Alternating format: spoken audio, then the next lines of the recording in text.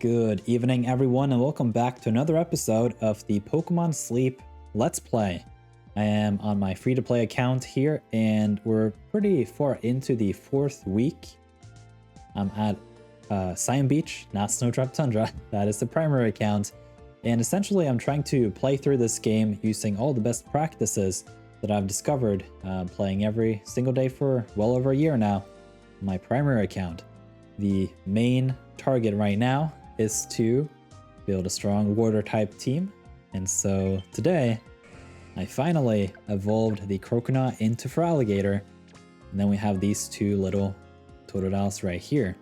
I'm almost considering to save up 40 candies for one of these Totodile to be evolved into Croconaw, because then I would have 4 unique species for the Suicune and not just 3.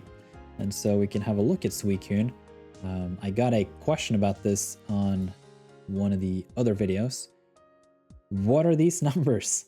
So it is for my Suicune, main skill level 6, then these numbers in order is for each of the qualifying Pokemon. So if I have a main skill level 6 Suicune, and that is the only qualifying Pokemon, then per trigger, I get 5 extra productions from each Pokemon. Now, if I have 5 qualifying Pokemon, that number is 11. Currently, I am at 8 because I have Suicune, Totodile, and Feraligatr. I have 2 Totodile, but they only count as 1 qualifying Pokemon. So in total, I get 8. Now, if I evolve one of them into Croconaw, then I'll get 9 per production. So something I'm considering, even though, I mean, 40 candies is not a whole lot, but it's a couple levels on a proper Totodile, you know? So we'll have to think a little bit about that. Right now, anyway, I'm dried up, no handy, no water type candy, and no Totodile candies. And so what I will be doing this week today, I can mention, is I will start doing nap sessions. And what's great about nap sessions is I can force the slumbering sleep type. And so we're going to hop into the report here. I already know it's going to be slumbering, most likely, as I have made the episode on my primary account already, so I kind of know. And get a little bit of a teaser, depending on, you know, the history of these accounts. I do think it is slumbering though, like 40%, that is a pretty big, it's dosing. Oh man, well, I disappointed myself here, but at the very least, the nap sessions this week, which I'll start tracking right after this video. So in tomorrow's video, there should be a slumbering nap, and hopefully I get to find more Igglybuff, Totodile, Spheal, and other slumbering favorites here at Cyan Beach. So we have a green Snorlax, which is kind of funny. It's not shiny, it's just the Cyan Beach Snorlax is green. Okay, so this is dosing. It's not an event week, so don't expect a whole lot. Now, if there is a Chikorita hiding here somewhere, I'm gonna be pretty stoked. It's probably not gonna be hungry though, so don't get your hopes up on a capture today. All right. Hey, we have Brovinnie. No, I'm kidding. Rogunk. We have Mankey. Oh, we have a Caterpie, a new sleep style. Not bad. And then we have Psyduck and Bellsprout. Now, we're gonna pop this Caterpie right here. And if I don't remember incorrectly, I think I did some work on a Caterpie not too long ago. And if that is the case, then it is the Caterpie that will be given the bonus biscuit in this video. Which means we need to bring up Butterfree and the widget. A Pokemon we rarely talk about. It is probably because it's not really available all that much in the later areas. I haven't really looked at that chart in a while, but let's see it. Now, if the Mankey is hungry and I haven't done any work on Mankey, I will catch the Mankey. But otherwise, this bonus biscuit is going straight to Caterpie. And just to gain some perspective on this fairly new free-to-play account, look at the dream charts here. That's for almost all of the Pokemon. Super funny. that Suicune research event was crazy. I think currently I have like 40,000 dream shards, something like this. And in this session, I got 250. Mind you, it is... How? Okay, so we didn't do any work on the Caterpie, but the Mankey that I called out literally shows up hungry. That's ridiculous. What a curveball. Oh, that's funny, man. Let's have a look at Primeape. I have been considering to build a team here for Cyan Beach and just stick to Cyan Beach until I can jump to Lapis Lakeside and then look for Meganium even more so, unless I can find one here. And also get use of a Primeape potentially. We'll just have to see how the game progresses, but overall I'm not too fond of Primeape. I'm just, with the recent news of a certain new area, I'm thinking it's not impossible also with Halloween coming up shortly that Primeape, which has a Generation 9 Ghost type evolution, maybe a Primeape wouldn't be all that bad an investment. So, the best candy to send to the friend list here, I think, is Psyduck, believe it or not. Primeape, maybe, but actually, I have seen a lot of you guys posting Psyduck, being very excited about Golduck, and I'm actually on that team too. I just haven't found mine yet on the primary account. Obviously, Golduck is a skill specialist, so here on the free-to-play, that's a no-no. But, oh man, have I seen some beautiful Golducks in the nirtheart Discord. Now, this would be a natural place to put my little Nirth-sponsored, not ad, but kind of, but not really, because it's me. I have a Discord, and you should join it. The way you do that is to become a YouTube member. Locate the join button. It's either on the computer or on an Android phone. iPhones does not work because Google does not like that Apple takes a 30% cut on top of their 30% cut, so I get basically nothing. Either way, you can't find the join button, so if you're interested in joining the nirtheart Discord, lifetime access starts at $2. So that was my little plug for myself. Let's have a look at this Mankey. I am super curious about this Mankey, if it somehow is berry finding in that first slot or the second. Despite the fact that it's not favored, may push me to start using it early, just because Flex Nature, I don't remember this one. Basically, none of the Pokemon right now, with the exception of the Suicune, are long-term Pokemon. Like all of them, including that for Alligator, is just not going to be on my team long-term. So if I can find something to start dumping experience into, that would be great. But for now, none of the Pokemon really meet that criteria. So got mushrooms at level 30, some honey coming up. Are there any gold skills here? No. This could be inventory, it could be ingredients, it could be skill, speed, trigger, inventory. That is an insult. Oh man. Berry finding level 100 should be illegal. Either way, we caught a new Pokemon and we made some progress. Now, I did want to talk about my new for Alligator in this video because that is pretty exciting. And I talked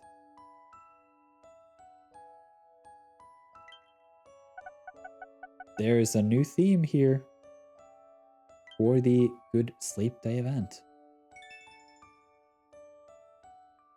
This must be a new thing. I ain't never seen this one before, I'm pretty sure. Yeah, this is some new thing. I think this happened now that it is past bedtime, and I wonder if this is just some 6 p.m. to 4 a.m. type thingy. But we had a news announcement about it. It is this one right here. They made a YouTube video about it. You should go check it out. It's pretty funny. A Clefairy bedtime story, commemorative gift. And I think I have to restart my app to really find it. But here, there should be a Clefairy Incense, and I am going to put that on today, just so that you know, but not for the nap session, so I'll have to do that later. But anyway, during the Good Sleep Day event, which is currently happening, there is a good chance that you'll find a shiny Clefairy. That is pretty cool because Clefairy is a decent berry specialist, so for a lot of Pokemon, you want to catch them at their base form. But Clefable being a berry specialist makes it so that you can also catch Clefairy. And if you find a shiny, has a good discount on that biscuit spend, so I'll have to catch that too, even here on the free-to-play. And oh man, imagine finding a shiny Clefairy on a free-to-play that has berry finding this early, because this is favored at Cyan Beach, and that would be pretty exciting. Now, I had a thought here that I wanted to share. I think it is not impossible that in the upcoming future, maybe we have a themed Good Sleep Day event where we are given an incense like this. It may not be Clefairy every time. Maybe this is a special one-off thingy. They made a YouTube video and that's it. And next Good Sleep Day event is just going to be neutral. But it could be potentially interesting to see, you know, some increased shiny odds for a particular Pokemon for the Good Sleep Day event. For example, it can be this one's Clefairy themed. Maybe in the future we can have a Bayleaf themed Good Sleep Day event, something like this. You get a Bayleaf incense and potentially shiny Bayleaf. Who knows? We got a new achievement, Dream Cluster. I actually got one of these here, berries given. Like, I have sped through this ridiculously fast because I've been so very focused. So actually that 63,000 dream shards, which even on a primary count is a decent chunk, it is coming up real soon. So 7,200 berries and then 10,300.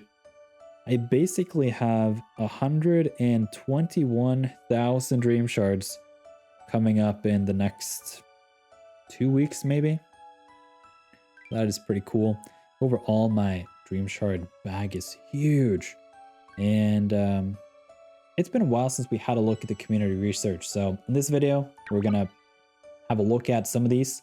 Currently, nice, double nice, triple nice, quadruple nice, almost penta nice. In my free-to-play account, I currently have 37 out of 50 friends. Now, if you would like to be on my exclusive free-to-play research community tab, now's your chance.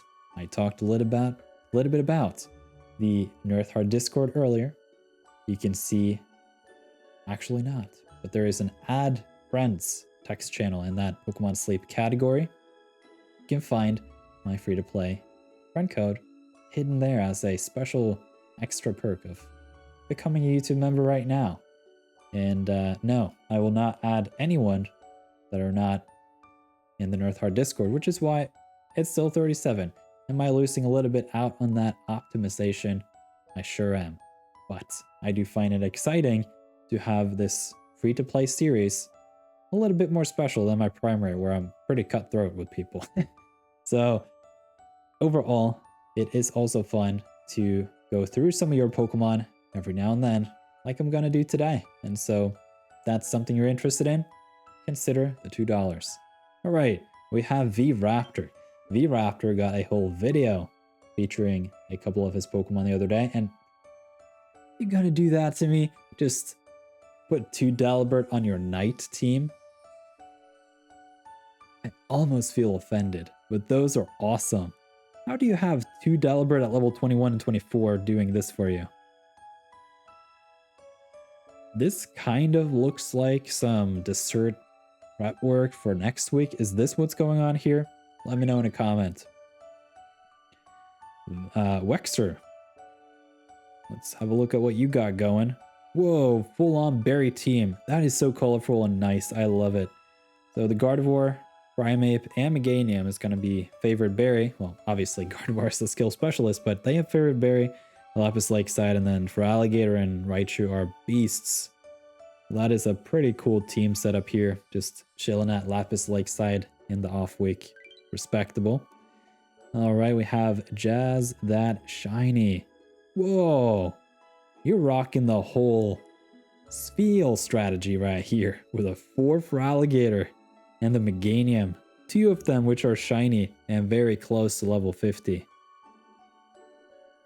By these levels, I assume that probably most of those have berry finding just early on. Maybe not the shinies. That would be busted. Let me know if both of these have... Like, if all of these 5 have berry finding, that's ridiculous. And, looks like you got a good strategy going on at Lapis Lakeside. Oh. Sanja, you also got a whole video talking about some of your Pokemon. I don't see anyone of them here on your team right now. Whoa! Meowscarada got oofed on the name. Oops. Guess the game developers didn't think about that. Meowscarada is a Pokemon I have come to love from Generation 9. Not anything creepy, alright, but I had Sprigatito in my playthrough initially for Pokemon Scarlet, and it was just so fun sending it off to like take out random wild Pokemon. The Wigglytuff too. Pretty busted team at Lapis Lakeside. Looking good. Whoa! Everyone is at Lapis Lakeside this week? That makes me tempted to just click through all of these. Also, Lapis Lakeside. Berry team. What's going on here? There's Lakeside. A more creative team though. I like that. Pretty jazz. Not bad. Got the Beware too. Favorite berry. Great ingredient Pokemon. Jess. Also at Lapis Lakeside with a Delibird. A little bit jelly. It can be... Yeah. Whoa. Snowdrop Tundra. The streak is broken. And with that, we need to a look at the bag because some major upgrades happened today. I could not wait to evolve the Feraligatr, so you have to excuse me. It is the Feraligatr already, and it is the Croconaw that I've been talking about wanting to evolve for so long. And it is finally here. So let's have a look at some of these stats. And maybe we could try to compare it to Bear Finding. Maybe. No, I would just get upset. So here's the Feraligatr, level 23. It sure is pretty. So we have Helping Speed M and Speed of Help Up Nature and that inventory, which is going to be decent. Don't care too much about the inventory, but yeah. 34 minutes at this point in time, that's ridiculously fast. And oh man, the Suicune here too is putting in the work. So I am trying to speed this Suicune as fast as I can to level 50 to get inventory up L. Overall, that's going to help me a whole lot with the overnight sleep team. And I also would like to just have this as one of my main Pokemon throughout the free-to-play series, mostly just to showcase the viability of the base legendaries. One of the things that I want to explore in the free-to-play account in general, which is another point that is in parallel to this, is to what extent can you enjoy Pokemon Sleep without spending a single dime? Now, I do think it is valuable to support the game developers, so I think the middle ground there is to have the Sleep Pass. If you are enjoying Pokemon Sleep, I would highly recommend the Sleep Pass. Not only do you get most of the juice out of whatever money you could spend on the game in that one monthly transaction, you don't really have to think about any of the other microtransactions, but you also help the game developers, and it's overall a pretty decent sleep tracker. It does a lot of that data stuff, and it presents it to you, and you're a little bit more conscious of having a bedtime, for example, so that has been a help for me. And so this free-to-play series, I just really want to explore that. Like, what is the experience like not having to pay anything? And so far, like, I've had a blast with this free-to-play. Haven't paid $1 or nothing. I did get the plus plus. Some people somehow consider this pay to win. This is a convenience factor and a safety mechanism because having the phone charging on the bed is maybe not a good idea. This one just tracks motion too, so you don't even have to think about the microphone thingy. Either way, tangent. I am considering to evolve one of these two into Crocodile, and it would likely be the one that is the better berry specialist. Just sort by value. It would be this one. Oops. Would be the middle one right here, which does have ingredients up, but it's got the speed up nature, and that somehow is making it a berry specialist worth its salt. It's a water type Pokemon. And the requirement is level 14, which it is currently at, and 40 Totodile candy. I get 5 candies per released Totodile, so 8 more Totodile until I can evolve this. It's not unlikely, although in the next 8 Totodile, minus the candy I find in the research itself, so maybe more like 5. It's not impossible that I'll find a viable berry finding Totodile in the next 5. I'm gonna catch my first friendship level 10 Totodile in the next encounter, so that is pretty exciting. Now, you can see that the Pikachu here is the 5th best berry specialist, and I don't know why the sound likes to do this. Let's just push it down here for the last couple of comments. This Wigglytuff I'm working on the sleep hours with, and now that I'm starting the nap sessions, this is going to go rather quickly. I suspect that maybe by Friday or Saturday, I will be able to evolve the Igglybuff into Jigglypuff. I just need some candy, but 20 candy is not a whole lot. At this point in time, I can do that with the handy candy that I'm getting from you guys from the friend list. And yeah, at that point, I have skill level up M, and that's it. That's basically it. But it's main skill level 4, so it will be decent for a while. I'm hoping that potentially I can just use this as a Jigglypuff for the next couple of weeks until I settle on a more long-term Wigglytuff.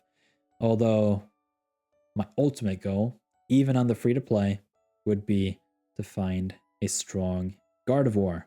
Overall, I really like Gardevoir. I don't have it on my primary account. I basically never bring it up even in the widget, now that I think about it. And I'm a little bit sad about that because Gardevoir is super fast, super strong, double S tier Pokemon. I think we need to give it that spot.